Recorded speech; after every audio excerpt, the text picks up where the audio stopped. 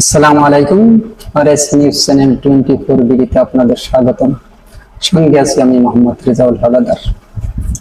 প্রথমে আসি রাজনৈতিক সংবাদ নিয়ে। মির্জা আব্বাসের বাসায় হামলা এবং সাবেক 2 আইজিপি সহ 40 র্যাব পুলিশের বিরুদ্ধে মামলা। বিস্তারিত। 14 বছর আগে বিএনপির স্থায়ী কমিটির সদস্য মির্জা আব্বাসের বাসায় ঢুকে হত্যা চেষ্টার অভিযোগে পুলিশের সাবেক মহাপরিদর্শক আইজিপি একেএম শহীদুল হক সহ আইন শৃঙ্খলা রক্ষাকারী বাহিনীর 40 সদস্যের বিরুদ্ধে মামলা হয়েছে। মারধরের শিকার মহিলা দলের সদস্য সানজানা চৈতি বাদী হয়ে আজ বৃহস্পতিবার ঢাকায় চিফ মেট্রোপলিটন ম্যাজিস্ট্রেট সিএমএম আদালতে এই মামলা করেন। সিএমএম আদালতের ম্যাজিস্ট্রেট মোহাম্মদ জাকির হোসেন বাদীর অভিযোগ এজাহার হিসাবে রেকর্ড করার জন্য শাহজাহানপুর থানার ভারপ্রাপ্ত কর্মকর্তাকে নির্দেশ দেন। বাদীর আইনজীবী আমিরুল ইসলাম বলেন, সেদিন মির্জা আব্বাসের বাসায় ঢুকে র্যাব পুলিশের যেসব সদস্য হামলা, ভাঙচুর ও লাঠি দিয়ে পিটিয়েছেন সেই ঘটনার ভিডিও ফুটেজ আদালতে জমা দেওয়া হয়েছে।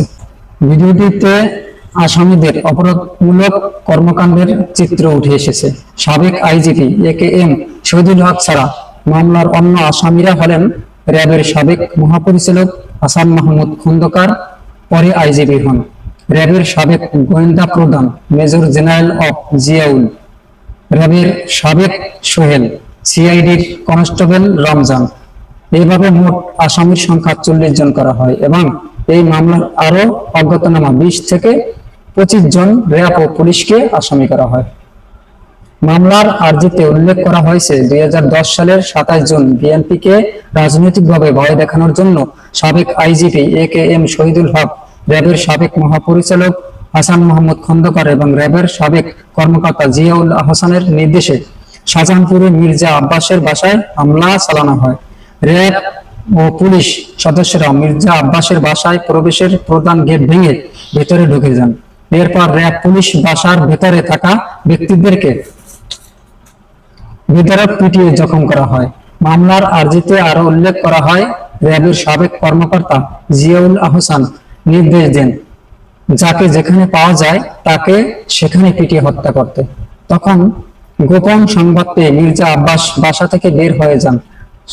মামলার অভিযোগে আনা হয়, হরতাল কর্মসূচিকে কেন্দ্র করে মহিলা দলের সদস্য সানজানা চৌধুরী সেদিন অন্য নেতা কর্মীদের সঙ্গে মির্জা আব্বাসের বাসায় তখন অবস্থান করেন। র্যাব পুলিশ সদস্যরা বাসায় ঢুকে সানজানা চৌধুরীকে বেধড়ক পেটান। একই সঙ্গে মির্জা আব্বাসের 90 বছর বয়সী মাকেও গালিগালাজ করেন র্যাব পুলিশের সদস্যরা। পরে তাকেও লাঠি দিয়ে পেটানো হয় বলে মামলায় অভিযোগ আনা হয়। র্যাব পুলিশ সদস্যরা লাঠির আঘাত বাদী সহ 15 থেকে 16 জন দীর্ঘদিন হাসপাতালে চিকিৎসাধীন অবস্থায় ছিলেন। সেই ভয়ঙ্কর দিনের কথা মনে হলে আজও আমার হৃদয় আঁতকে ওঠে বলে এজাহারে মন্তব্য করেন ও লিখেন সানজানা চৌধুরী। আজ এ পর্যন্তই। আসসালামু আলাইকুম ওয়া রাহমাতুল্লাহ।